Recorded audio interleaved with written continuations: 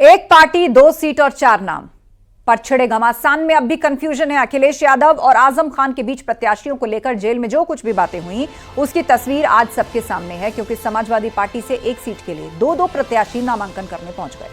अब इसी कंफ्यूजन पर आपको एक रिपोर्ट दिखाते हैं।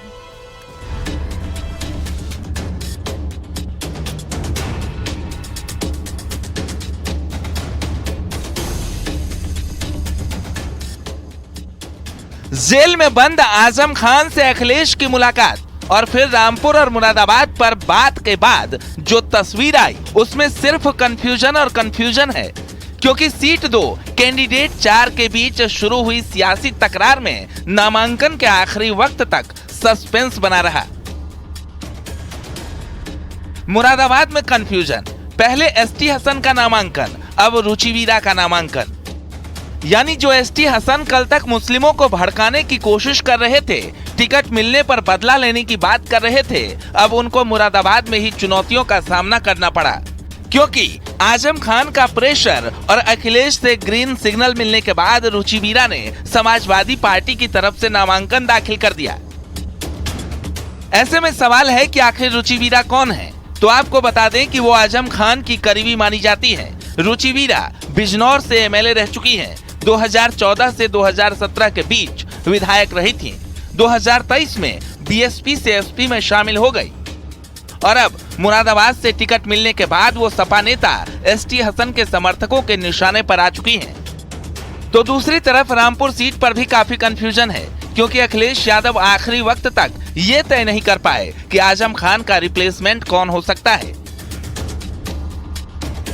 क्योंकि पहले आजम के करीबी आसिम रजा का नाम सामने आया तो अब नदवी का नामांकन हो चुका है। यानी जेल में बंद आजम खान के साथ रामपुर में खेल हो गया और अखिलेश यादव कंफ्यूजन में ये तक तय नहीं कर पाए कि इस उधेड़बुन में उनका स्टैंड क्या है। खैर, मुरादाबाद से आजम खान की करीबी रुचिवीरा और रामपुर से मोहिबुल्लाह नदवी का नामांकन हो चुका है।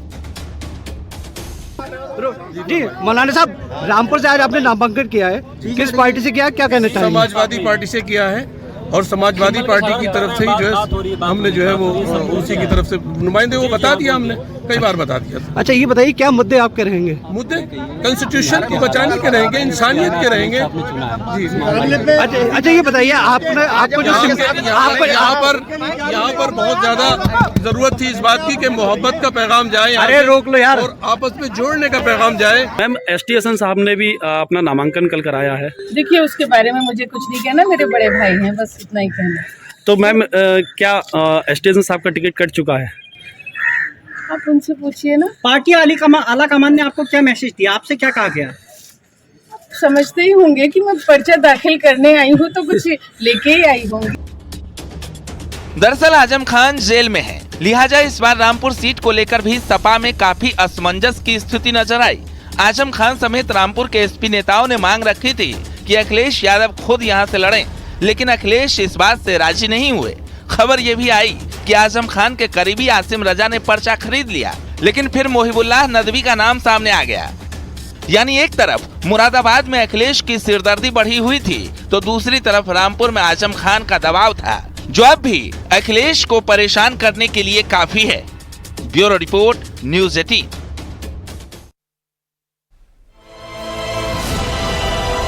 रामपुर लोकसभा सीट से बीजेपी प्रत्याशी घनश्याम लोधी ने नामांकन दाखिल किया। नामांकन के दौरान घनश्याम लोधी के साथ बीजेपी नेता मुख्तार अब्बास नकवी मौजूद थे।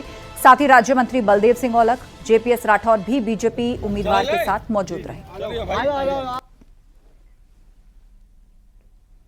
देखिए, नामांकन में हमारे पार्टी के सभी कार्यकर्ता और हमारे जो बड़े नेता आए, जैसे माननीय राठौर जी आए, माननीय हमारे भूपेंद्र जी आए प्रदेश अध्यक्ष, माननीय हमारे नकवी जी आए जो पूर्व हमारे कैबिनेट मंत्री हैं, तो ये इनका बहुत बहुत आशीर्वाद हमारे साथ रहा है कार्यकर्ताओं के, और उनका प्यार और जो उत्साह देखकर कार्यकर्ताओं को लग रहा है कि एक तरफा चुनाव है पूरे रामपुर में, और रामपुर में नहीं पूरे देश में एक तरफा चुनाव है। मोदी लहर चल रही है और लोग जो दूसरे दल हैं विपक्षी है ना, जो ना टिकट मिल गया है, तो वो भी सोच रहे हैं कि यार लड़ें ना लड़ें। और मुरादाबाद की स्थिति आप देख लीजिए, कभी आज ये लड़ेगा कल वो लड़ेगा, ये स्थिति बनी हुई है। पीलीभीत लोकसभा सीट से बीजेपी प्रत्याशी जितिन प्रसाद ने नामांकन किया। नामांकन करने से पहले जितिन प्रसाद ने मंदिर पहुंचकर पूजा अर्चना की। उनके साथ प्रदेश सरकार में मंत्री स्वतंत्र देव सिंह, मंत्री संजय सिंह गंगवार समेत एमएलसी सुधीर गुप्ता और तीनों विधायक मौजूद रहे। मेरे लिए बहुत सम्मान की बात है। भारतीय जनता पार्टी नेतृत्व आदरणीय प्रधानमंत्री जी, राष्ट्रीय अध्यक्ष नड्डा जी, गृह मंत्री अमित शाह जी, मुख्यमंत्री योगी आदित्यनाथ जी और हमारे प्रदेश अध्यक्ष भूपेन्द्र जी और स्वतंत्र देव जी हमारे साथ हैं। सबके आशीर्वाद से यहाँ मुझे भारतीय जनता पार्टी का पीलीभीत की प्रतिष्ठित लोकसभा का उम्मीदवार बनाया गया है और प्रधानमंत्री जी के जो कार्यकाल है 10 वर्ष का ट्रैक रिकॉर्ड है कामों का, नए भारत का निर्माण और दूसरी तरफ प्रदेश में माननीय मुख्यमंत्री जी का कार्यकाल आप देखिएगा, प्रचंड बहुमत से कमल का फूल खिलेगा और जनता का आशीर्वाद मिलेगा। उत्तर प्रदेश की 80 सीटों पर मुकाबला त्रिकोणीय हो चुका है। एक तरफ बीजेपी सहयोगी दलों के साथ चुनावी मैदान में है, तो दूसरी ओर INDIA गठबंधन के तहत सपा और कांग्रेस साथ हैं। इस मुकाबले को त्रिकोणीय बनाने के लिए बहुजन समाज पार्टी भी अब मजबूती से चुनावी रण में दम दिखा रही है। आपको एक रिपोर्ट दिखाते हैं।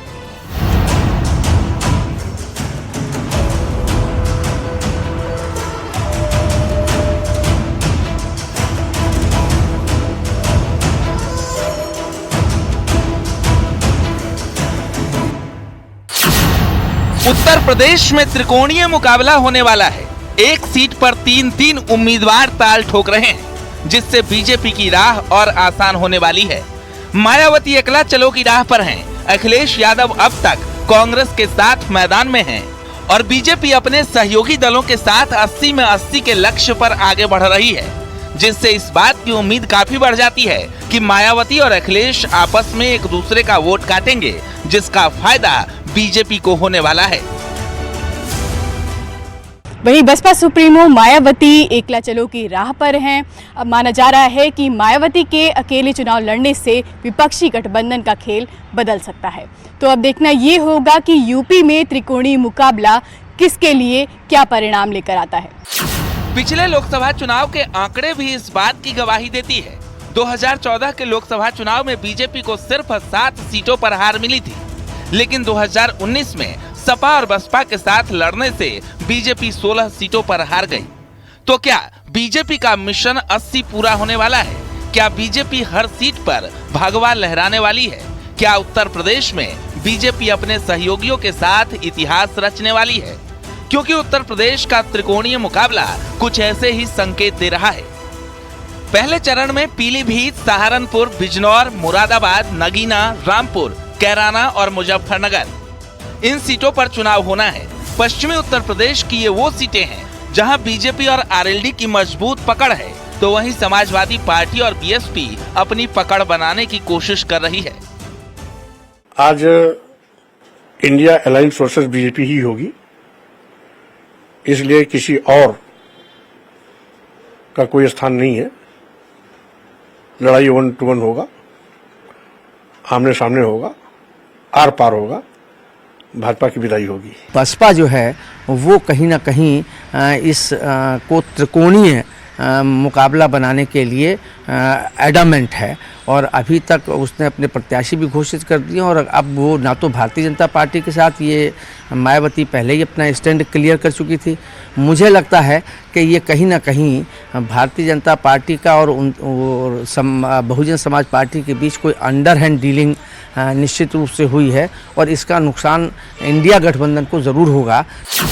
यानी बीएसपी 2024 में अकेले चुनाव लड़ रही है। ऐसे में कुछ सीटों पर इसका डायरेक्ट फायदा बीजेपी को मिल सकता है, तो कुछ सीटों पर दलित और लाभार्थी वोट बैंक में फूट से नुकसान भी उठाना पड़ सकता है। लेकिन जिस तरह मायावती ने पश्चिमी यूपी की ज्यादातर सीटों पर मुस्लिम प्रत्याशी पर दांव खेला है, उससे तो ये तय है कि अखिलेश यादव के मुस्लिम वोट बैंक में सेंधमारी जरूर होगी। Bureau report, news 18।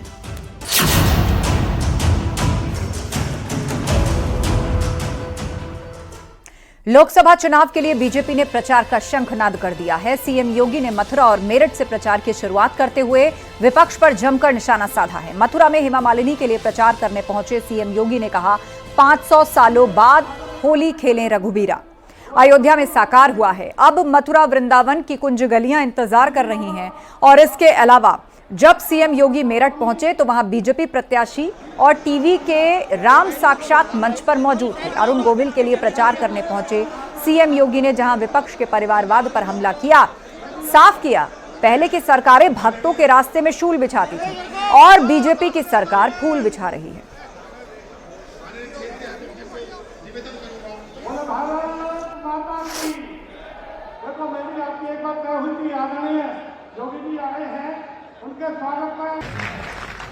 और भारत की इस ताकत का एहसास दुनिया कर सके, आज इसके लिए हम सबको चाहिए। देखिए, सुरक्षा का वातावरण, एक वे लोग थे जो कर्फ्यू लगाते थे और एक हम हैं कि हम कांवड़ यात्रा को लेकर चलते हैं। एक वे लोग थे जो लोग दंगाइयों को गला लगाते थे और एक भारतीय जनता पार्टी की सरकार है, दंगाइयों से कैसे निपटा जाना है उसका एक उपचार भी निकालते हैं।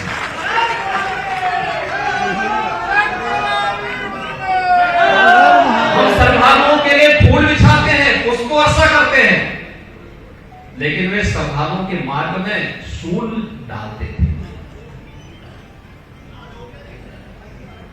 इसलिए भाइयों बहनों, मैं आप सबसे यही कहने के लिए आया हूं, बेटी और व्यापारी को सुरक्षा। 15 दिन से एक गाना सुन रहा हूं और मैं हर बार होली में, बचपन से ही होली के गानों को जब सुनता था, एक बात मुझे ध्यान में आती थी